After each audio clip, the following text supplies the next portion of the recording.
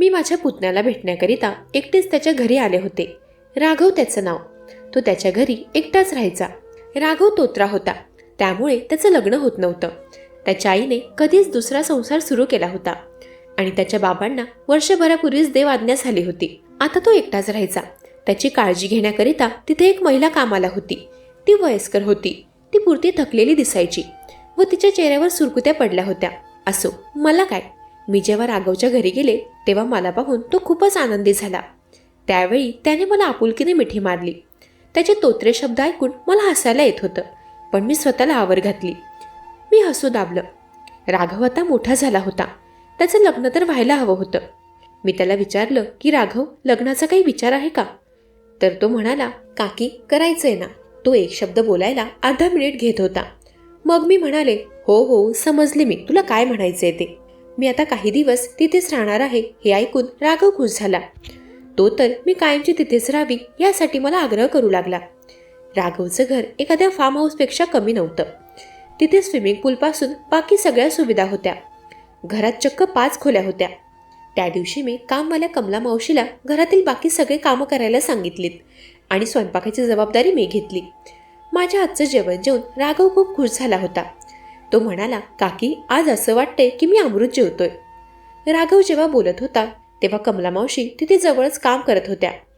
त्यांनी त्याचं बोलणं ऐकलं आणि त्यांचा तर चेहराच उतरला, पण त्या काही बोलल्या नाही. माझा तो दिवस आनंदातच गेला होता. राघवच्या चेहऱ्यावर मला फार आनंद दिसत होता. बघता बघता अशीच पुढची 4 दिवसही उलटली आणि 4 दिवसांनंतर राघवने मला जो प्रश्न केला तो मला अपेक्षित नव्हता. मला वाटलं होतं की राघव एवढा हुशार नाहीये, पण मी समजत होते तेवढाही तो साधा भोळा नव्हता. त्या दिवशी सकाळी नाश्त्याच्या टेबलवरच राघवने मला विचारलं की काकी, काय ग, तुला इथे येऊन 4 दिवस झाले, पण मी एकदाही तुला काकांशी फोनवर बोलताना पाहिलं नाही. तू काकांशी बोलत नाहीये का? काकांचा तुला फोन येत नाही का? काही झालंय का तुमच्या दोघांमध्ये? त्याचा प्रश्न ऐकून मी थोडा वेळ गप्प राहिले, कारण त्याला काय उत्तर द्यावं ते मला समजत नव्हतं. मला शांत पाहून तो पुन्हा म्हणाला, काकी काही झालंय का? तू माझ्याकडे मन मोकळं कर, मला परकं समजू नकोस. तेव्हा त्याच्या 2 आपुलकीच्या शब्दांनी माझं मन भरून आलं आणि तिथेच मी कोसळले. मी रडू लागले व त्याला म्हणाले, राघव तू किती मन कवडा आहेस रे. तू माझं मन ओळखलंस. तुझा अंदाज अगदी बरोबर आहे. तुझ्या काकांचे आणि माझे थोडे वाद झालेत आणि त्यामुळेच मी इथे निघून आले. मला शांतता हवी होती आणि मला खात्री होती की मला माझ्या माहेरपेक्षाही आपुलकी आणि प्रेम या घरातच मिळणार. त्यामुळे मी काहीही विचार न करता इथेच निघून आले. मी काही दिवस इथे राहिले तर तुला चालेल ना? त्यावर तो म्हणाला, काकी तू असं परक्यासारखं का विचारते? हे घर तुझंच आहे आणि तू इथे बिंदास राहा. तुला जेवढे दिवस इथे राहायचं तेवढे दिवस राहा. अगदी कायमची राहिली तरी मला काही हरकत नाही. अगं, नवरा बायकोंमध्ये थोडेफार वाद होतच असतात. तू आता त्या गोष्टीचा जास्त विचार करू नकोस. थोड्या दिवसात काकाचा राग शांत होईल आणि तो स्वतःच तुला घ्यायला येईल बघ. मी म्हणाले, आता तर मला काही बोलायचंच नाहीये.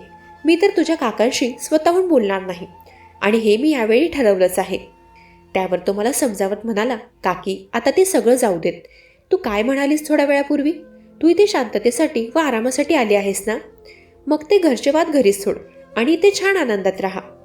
राघवच्या बोलण्यात आपुलकी होती, पण त्या आपुलकीमागे ज्या काही गोष्टी दडलेल्या होत्या त्या मला समजून आल्या नाही. त्यावेळी त्याच्या डोळ्यात एक वेगळी चमक होती आणि ती चमक पाहून माझ्या चेहऱ्यावर एक अस्वस्थता निर्माण झाली, पण मी त्या गोष्टीवर काही खास लक्ष दिलं नाही. त्या दिवशी माझं थोडंसं मन वळावं म्हणून राघव मला बाहेर फिरायला घेऊन गेला. घरातून बाहेर गेल्यावर मलाही बरं वाटत होतं. संध्याकाळी आम्ही घरी आलो. कमला मावशीने स्वयंपाक तयार ठेवला होता. कमला मावशी दिवसभर घरातील कामं करून संध्याकाळी तिच्या घरी जायची. तेव्हा आम्ही घरी आल्यावर मावशी त्यांच्या घरी निघाल्या होत्या. ज्या दिवसापासून राघवला समजलं होतं की त्याच्या काकांचे व माझे 2-2 शब्द झाले आहेत, तेव्हापासून तो माझी काळजी घेऊ लागला होता. होईल तेवढी सकारात्मकता तो माझ्या आजूबाजूला ठेवायचा. माझं मनोरंजन व्हावं म्हणून कधी टीव्हीमध्ये गाणे लावायचा तर कधी मला बाहेर फिरायला घेऊन जायचा. कमला मावशी हे सगळं पाहत होती आणि बहुतेक तिला ते खटकत होतं. एकदा मी तिला सहजच बोलले की मावशी, तुम्ही एवढ्या मोठ्या घरात काम करतात, जरा व्यवस्थित राहत जा. अशी कळकट मळकट साडी, केस विस्कटलेले, या घराला तुम्ही शोभून दिसत नाहीत.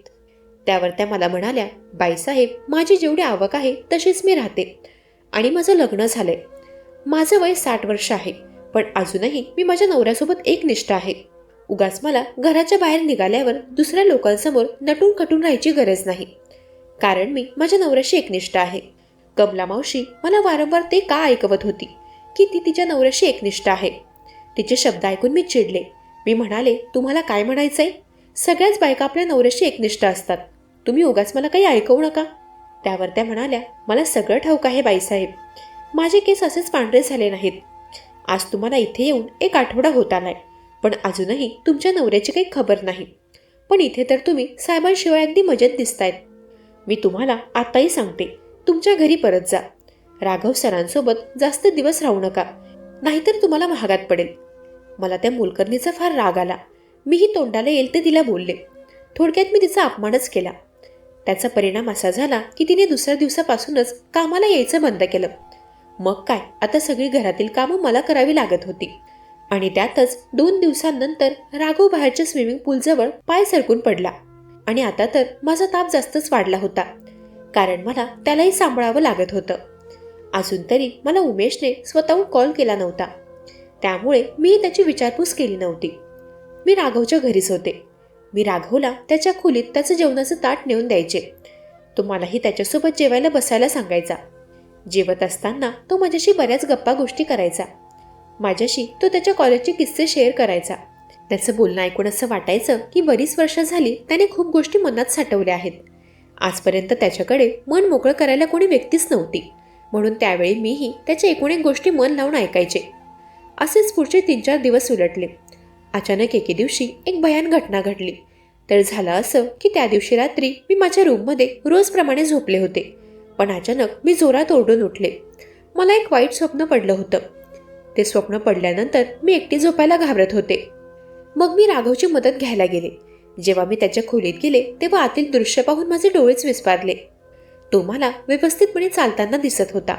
त्याला चालताना पाहून मला धक्का बसला, कारण कालपर्यंत लंगडा चालणारा मुलगा एकट्यात असताना व्यवस्थितपणे चालत होता. मला पाहून त्याच्या चेहऱ्यावर थोडा घाम फुटल्यासारखं दिसलं.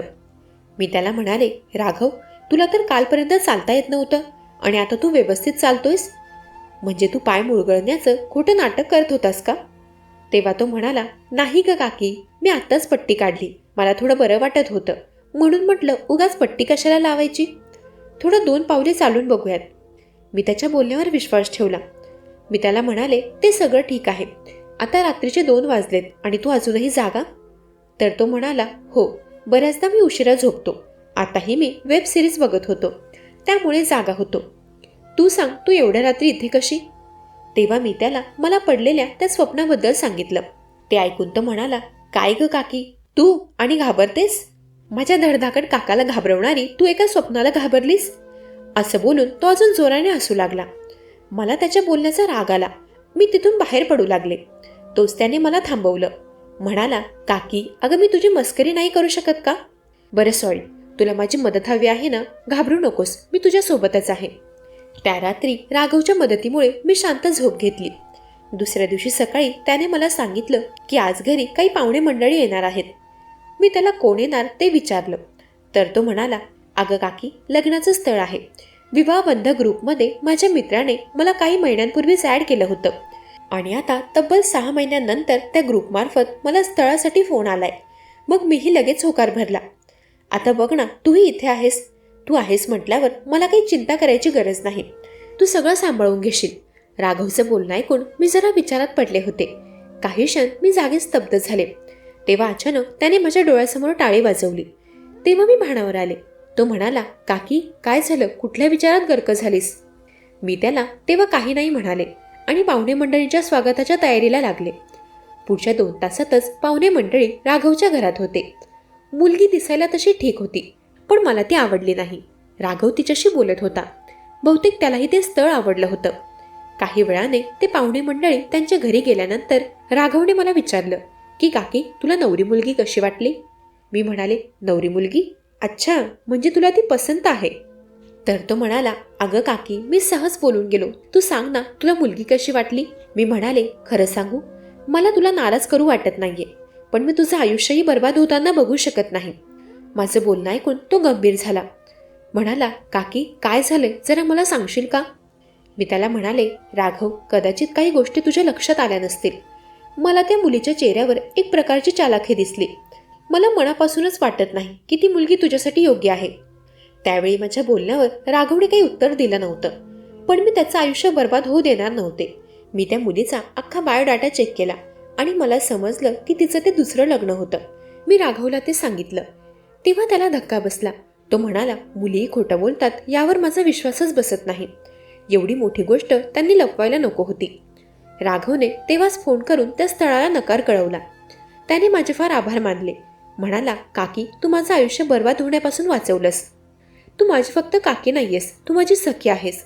मला तू माझ्या मैत्रिणीसारखी वाटतेस, कारण मी तुझ्याकडे माझ्या मनातील प्रत्येक गोष्ट सहजपणे बोलू शकतो आणि तूही मला समजून घेतेस.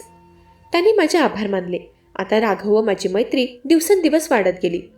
आता मला तिथे जाऊन जवळजवळ महिना पूर्ण होणार होता, पण अजूनही उमेशने माझी काही खबर घेतली नव्हती. पण त्या एके दिवशी सगळंच बदललं. माझी तब्येत बिघडली होती. मला चक्कर येऊ लागल्या होत्या आणि हळूहळू सगळी लक्षणं वेगळ्याच दिशेने जात होती. जेव्हा मला खरं कारण समजलं तेव्हा माझ्या पायाखाली जमीनच सरकली. कारण हे होतं की मी आई होणार होते. त्या दिवशी मी फार रडत होते. राघव तेव्हा घरी नव्हता आणि त्याचवेळी कमला मावशी घरी आली होती. मला रडताना पाहून मावशीने माझी विचारपूस केली. मी रडतच मावशीला सांगितलं की मावशी, मी आई होणार आहे. तर त्या म्हणाल्या, बाईसाहेब, ही तर आनंदाची गोष्ट आहे आणि तुम्ही रडत आहात.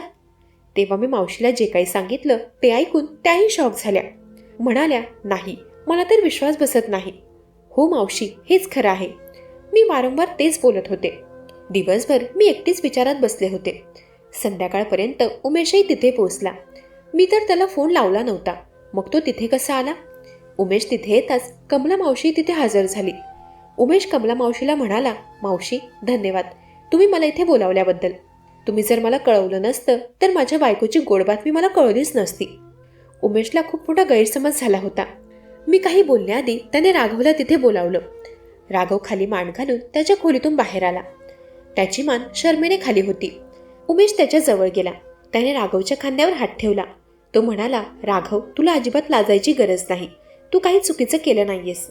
कोणाच्याही बोलण्यावर विश्वास ठेवू नकोस. तेव्हा मी उमेशवर चिडले. म्हणाले, उमेश, तू हे काय बोलतोयस? या मावशीने तुला काय सांगितलंय? मी पुढे अजून काही बोलणार तोवर उमेशने मला शांत केलं. तो म्हणाला, गायत्री, आता शांत राहा. आता मी बोलणार आणि तू ऐकणार. तू एवढ्या खालच्या पातळीवर जाशील असं मला वाटलं नव्हतं. तुला काय वाटलं? राघव एकटा आहे, तो घाबरेल आणि तू मनाला येईल ते वागशील?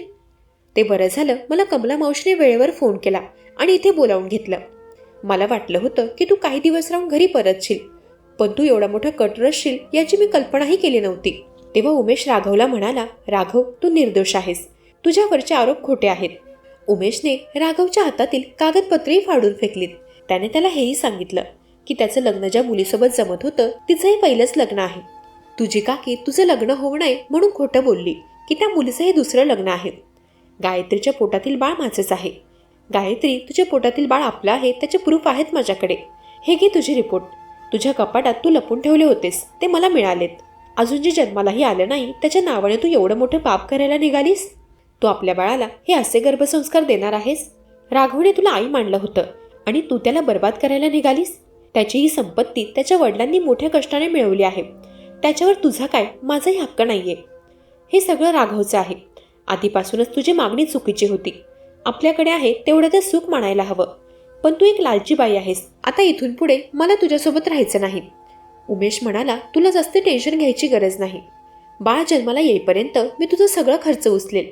तू माझ्या बाळाला माझ्याकडे सोडून नंतर तुझं आयुष्य एखाद्या श्रीमंत व्यक्तीसोबत घालवू शकतेस. मी तुला थांबवणार नाही. उमेशचा निर्णय ऐकून मी थक्कच राहिले. त्या काही क्षणात माझं आयुष्य उद्ध्वस्त होताना मला दिसू लागलं. तेव्हा मी उमेशची व राघवची माफी मागितली. मी म्हणाले, उमेश, मला माफ कर. मला राघवची संपत्ती नकोय. मला आपला सुखी संसार हवाय. राघव, मी खोटं बोलले.